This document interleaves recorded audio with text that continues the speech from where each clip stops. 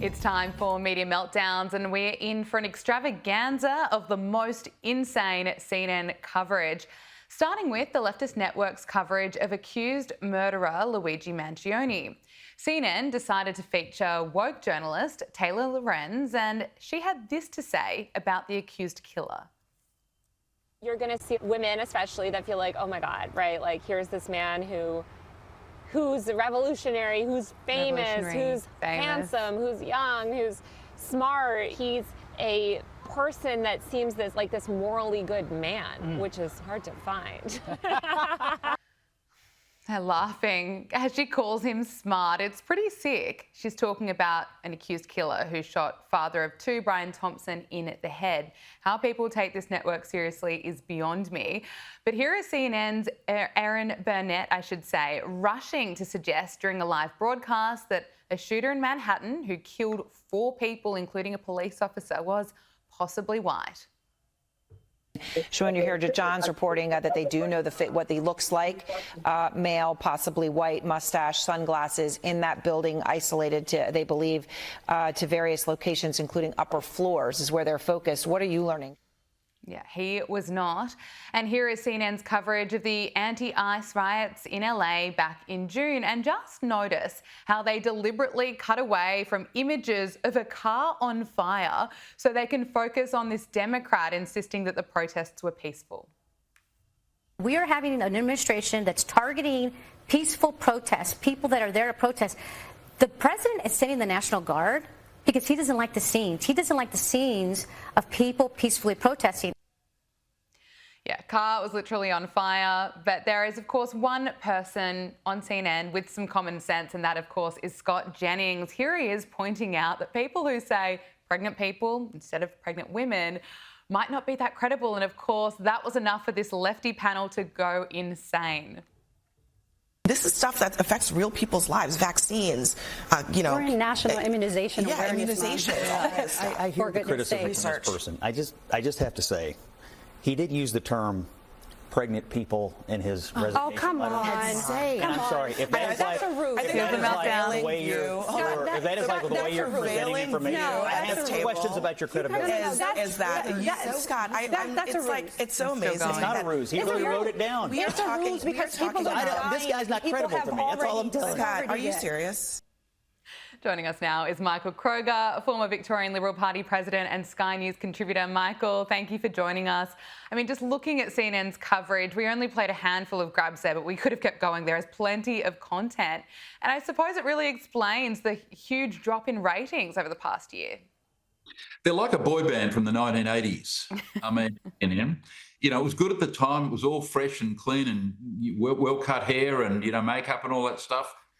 It was good whilst it lasted, but it's no longer relevant. I mean, CNN are 20 years out of date. They're still talking about the issues that were left behind a generation ago. I mean, well pre-Trump. So its ratings will continue to decline. No one much is watching. That Scott Jennings, every time he appears, he's become an international star, that bloke. He has. He appears at that freak show every week or so. And he looks normal, and then you've got these rabid, leftists who really just make fools of themselves. So, no, well done to him. Taylor Lorenz, for goodness sake, a young, woke, female left-wing activist praising this guy charged with murder.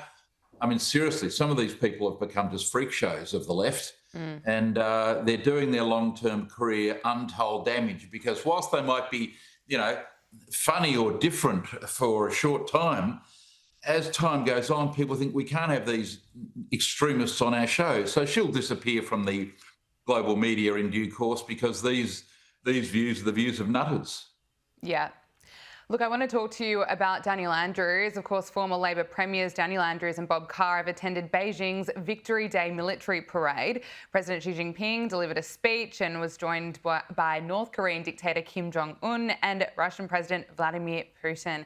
I mean, Michael, I have to get your thoughts on this. We've heard from other Labor figures like former Queensland Premier Anastasia Palaszczuk. She's slamming this. Can I get your reaction?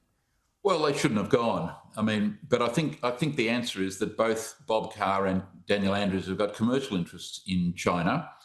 and they're furthering their own commercial interests. I mean, why else would you go to that to sit with that rogues gallery? Putin, Kim Jong-un, I mean, seriously, sitting with all these people?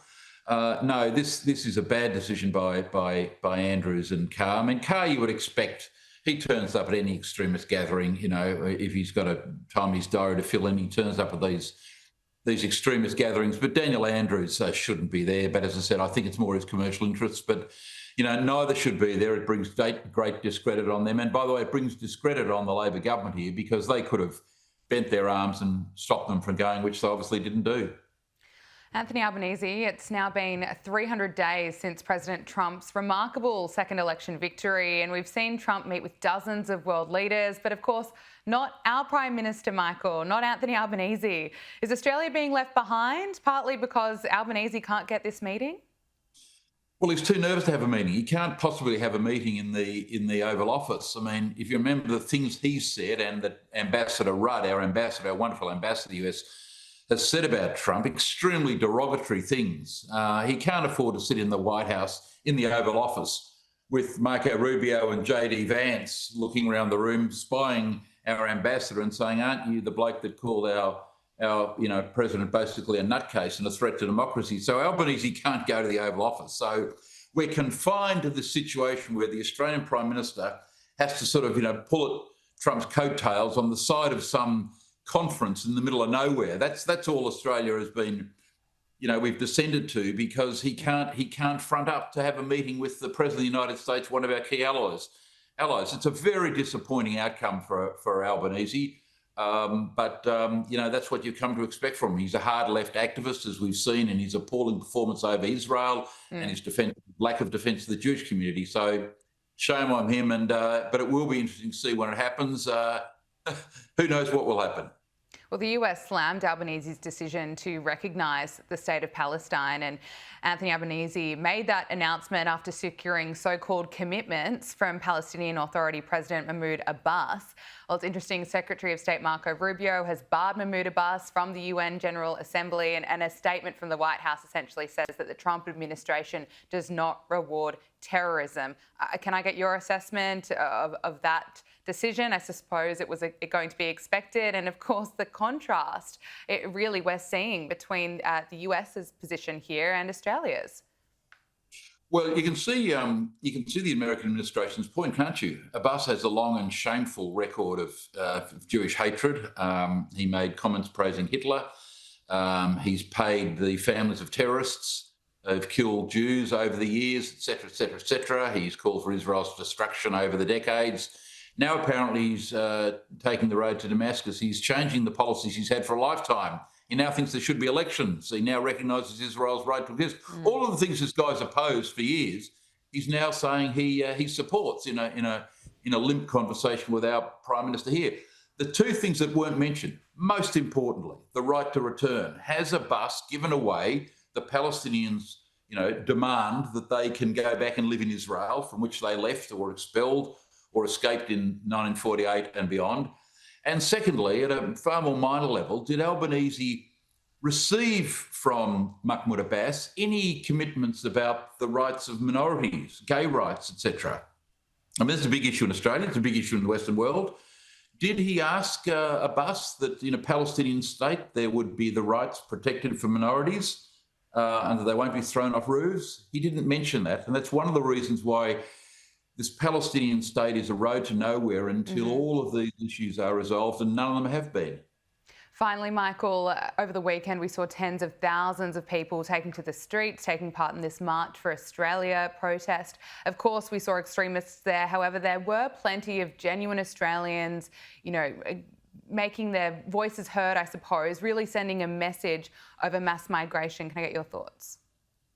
Well, it looked to me like 95% of the people attending those rallies were good, decent, middle-class Australians worried about too much immigration, as they are in pretty well every Western country in the world. We had a small group of neo-Nazis attend. I don't know why these neo-Nazis don't attend the Palestinian demonstrations, because the main thing that defines neo-Nazis is their hatred of Jews. And if there's any display of Jewish hatred in Australia today, it's in rogue elements at these Palestinian demonstrations where they're calling for the death to the IDF, the death to Netanyahu, pro-Hamas slogans, photographs of Ayatollah Khomeini, the triangles of Hamas, etc., Islamic State flags, Hamas flags, Hezbollah flags. If there's any Jewish hatred, it's on exhibition at these Palestinian demonstrations, and that's where the neo-Nazis should be going, not to demonstrations which had nothing to do in the Middle East or the Jewish community, but everything about the 95% love of this country. Michael Kroger, thank you so much for your time. Really appreciate it. Pleasure, Gab.